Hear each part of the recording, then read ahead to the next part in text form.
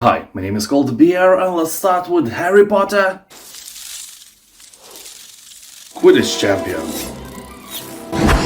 I'll say bluntly, I wish this was just a DLC to a Hogwarts Legacy. It would expand the game greatly. Now it's just not that big of a deal, but nevertheless it may be a fun game for you to try. People are complaining about bad controls, but if you can play Rocket League and score, you'll be just fine. And if Rocket League was something you were struggling in, then think twice before getting the Quidditch game. And of course, a controller is a must. It's not the game for your keyboard and mouse. So here we'll set your team's map and difficulty and play alone or in teams of up to 3 in online co-op. You can also play in single player or test your skills in competitive online matches against other Quidditch teams. You can customize your character or play as one of the legendary ones from the books and movies. Bad thing is, the game wants you to be online even in single player. Blasphemy!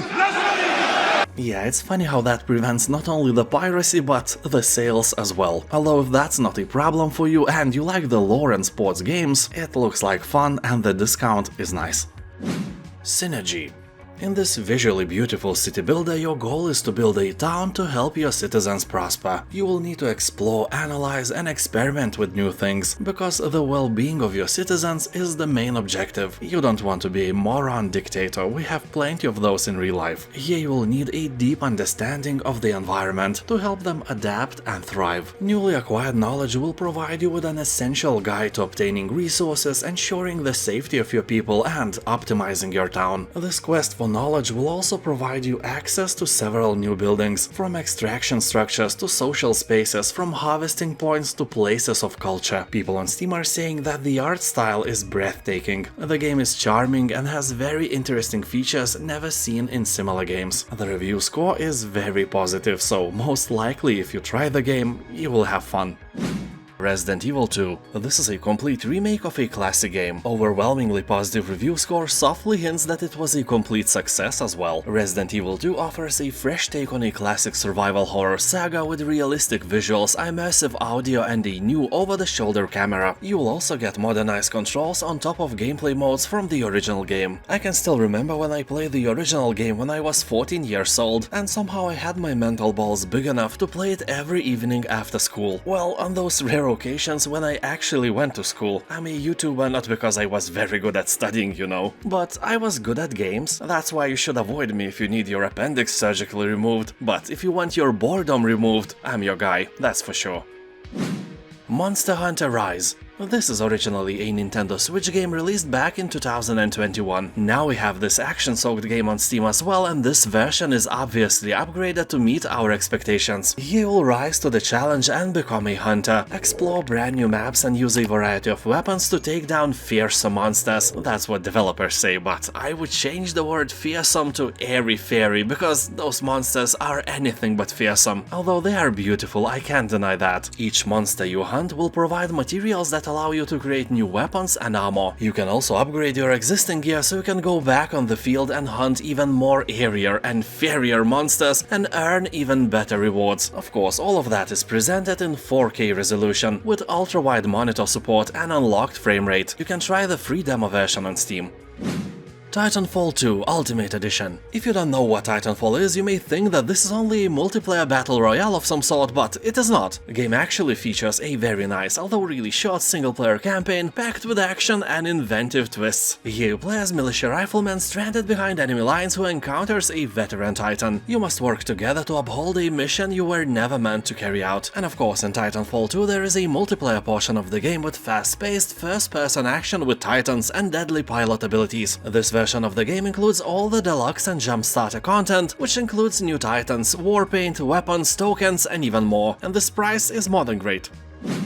Eastward. This game is cute, like literally the cutest thing. If you have a fluffy dog or fluffy rabbit at home, compared to Eastward your pet looks like a bald mole rat. I'm sorry. Of course, no offense to those who actually grow bald mole rats at home. You have a different worldview, my friend, I like you. So here you'll find a charming post-apocalyptic world. The story starts when in a deep underground secret facility a miner discovers a mysterious little girl named Sam. Together you will journey through decaying cities, encounter strange creatures and even stranger people. simple. Basically, the game is a relaxing adventure for those who don't like to think a lot, because puzzles here are suitable for people with room temperature IQ, and dialogues can be copy-pasted to any children's book. Despite that, this game has something original in it, and it may be a great find to play with your family.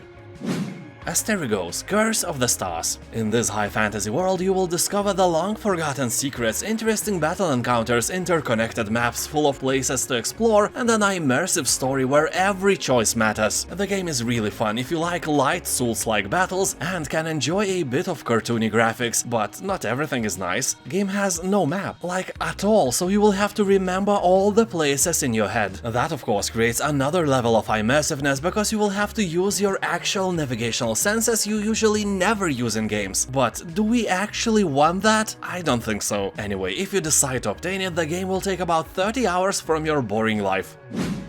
Moncage. This is a wonderful puzzle adventure game. It takes place inside a mysterious cube, with each side of the cube housing a unique world. It can be an old factory, a light tower, an amusement park, church, ding-dong enlargement clinic, and so on. Well, maybe not all of those are here, but you get the point. At first sight, they may seem random and unrelated, but upon closer look, you will become surprised by the intricate ways of how these worlds connect together. People are saying that the game is relaxing, calming, and sometimes brain-melting. Keplerth. In this 2D sandbox RPG, you will try to survive on a hostile alien planet, where you can choose to live alone or fight side by side with your friends in the online multiplayer mode. Here your fate is in your hands. With randomly generated maps and dungeons, you can experience something new every time you play. Discover a rich biosphere, unlimited resources, and all sorts of hidden catastrophes just waiting to arise. Build an elaborate home on the surface, or explore the dangers that lay beneath the ground. Fight against enemies from different factions, take on dungeons with your imaginary friends, and leave your mark on this mysterious world. Dudes and dudettes on Steam are saying that this game will give you about 25 hours of gameplay, and for this price, it's a great deal. ABZU. From the art director of Journey, ABZU is a beautiful underwater adventure that evokes the dream of diving. Here you'll immerse yourself in a vibrant hidden world, bursting with color and life as you descend into the heart of the ocean. But beware, as you swim deeper you will confront the dangers lurking in the depths. Nah, I'm kidding, you can't actually die here, and you have no fighting skills as well. This game is a pure adventure, a real member of the walking simulator family. Well, swimming simulator I guess. Although keep in mind that without a controller it is almost impossible to play it. Even with controller it may prove to be a challenge at first, but after a while your brain will adapt and you won't be thinking all the time which button you actually want to press. The adventure is a bit naive, so the game is suitable for children as well. Also for your mother, just help her with the controls, otherwise she may say something like, "I don't understand anything. I want to go up, but it goes down. This BS is still happening even if I'm pressing all the right buttons." No, you're not, so let me show you. So if you played Journey, you probably will like ABZU as well. This is a great game, you have my sincere recommendations, although keep in mind that this game is just like your Ding Dong. Very short. Tales of Neon Sea. This is a retro-style pixel art adventure set in a cyberpunk cityscape where you will encounter numerous items to investigate, curious Easter eggs, and a whole cast of interactive NPCs. You must analyze every detail and discover the truth that lurks behind the heavy mist. You take on the role of a veteran cop turned hard-boiled detective and investigate crime in a future cyberpunk world where the magnificent Sky City blocks the sun, but the neon lights never go out. People on Steam are saying that this is a nice, relaxing game of gathering clues, filled with cute characters and pets, great visuals and nice music with heavy Blade Runner influence. Some puzzles are kinda tricky and will demand a lot of your brain power. Be sure you have it before playing.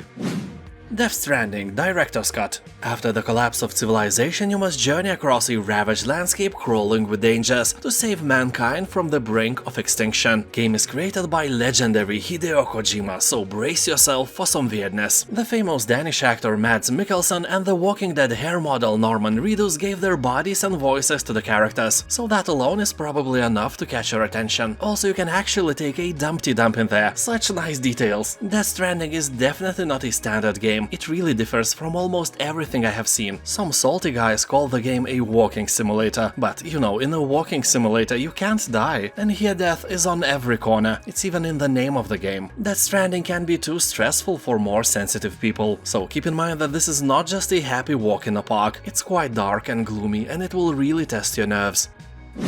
My time at Sandrock. This is a new adventure, crafting and farming game from the creators of My Time at Portia. Better graphics, more things to do and a positive rating close to 90%. Basically, it is a perfect RPG game if you want to relax, but still explore the surroundings and keep yourself entertained. For example, I'm 40 plus years old and I usually play games like The Witcher 3, Skyrim and Baldur's Gate, but I really enjoyed playing Sandrock as well. And if you say that this game is only for little girls, then you probably are seriously concerned about your masculinity. I can lend you my magnifying glass for you to find your balls. Really, this game is great for adults as well. And let me tell you straight, play it to beat your anxiety. This game will show your unrestful mind that there is a place where you can relax and be safe. Anyway, here you will arrive in a wild post-apocalyptic city where it's up to you and your trusty tools to restore the community to its former glory. Gather resources to build machines, befriend locals and defend Sandrock from monsters, all while saving the city from economic ruin. If you like games like My Time at Portia, Stardew Valley, Yonder and similar ones, this is definitely your spoon of potato salad. Ghostrunner 2. In the second part of this legendary game, you will adventure through a post-apocalyptic cyberpunk future. It takes place after the fall of the Keymaster, a tyrant who ruled over Dharma Tower, which is the last refuge of mankind. Now you have to take on the violent AI cult that has assembled outside the tower and shape the future of humanity. Their only demand is that humanity should put pineapple in every bowl of potato salad. Blasphemy! Blasphemy!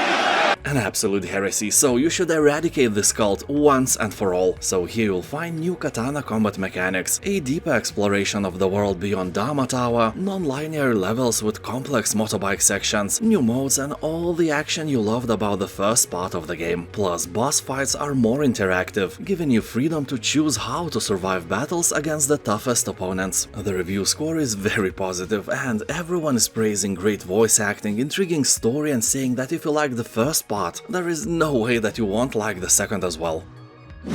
Foundation.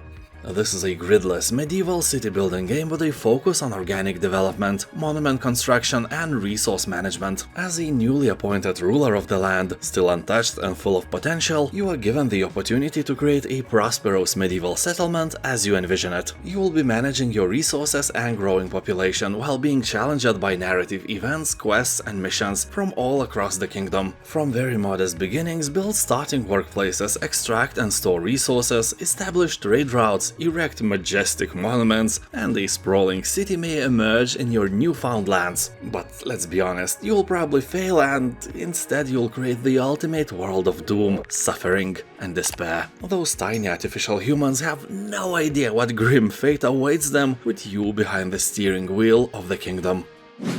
Agatha Christie, Murder on the Orient Express. Here you will discover a modernized and revisited version of Agatha Christie's classic book. Set in 2023, Murder on the Orient Express brings the classic tale to life in a way that may surprise even the most dedicated fans.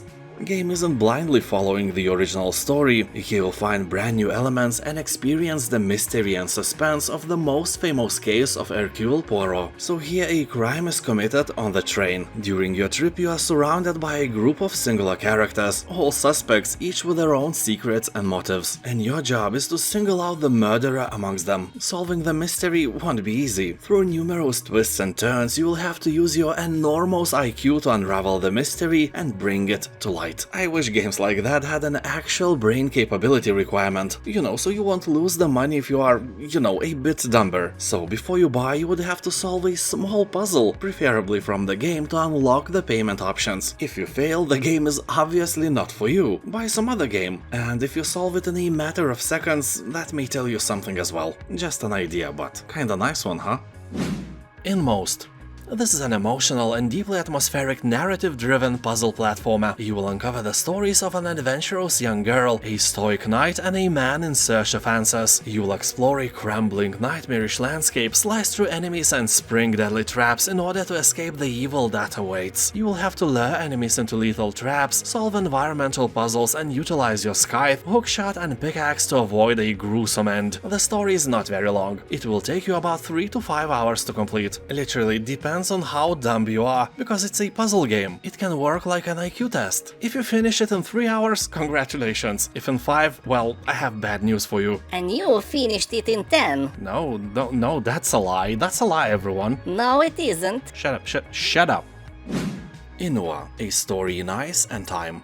In this point-and-click narrative adventure set across several eras, you will embark on a mystical journey to the Canadian North. You will meet a journalist determined to uncover the truth about the disappearance of the Terror. You may know the story of the ship called the Terror that was imprisoned on the ice in the 19th century. If not, I do recommend the fictional TV series called The Terror. I really enjoyed watching that show, so you have all my recommendations. So anyway, you will navigate through the eras to discover what links them together. This is an original and supernatural scenario inspired by the Unlucky Expedition. Shipwrecks, illnesses, mutiny. By gathering clues, you uncover the mystery of this expedition whose fate is still largely unknown.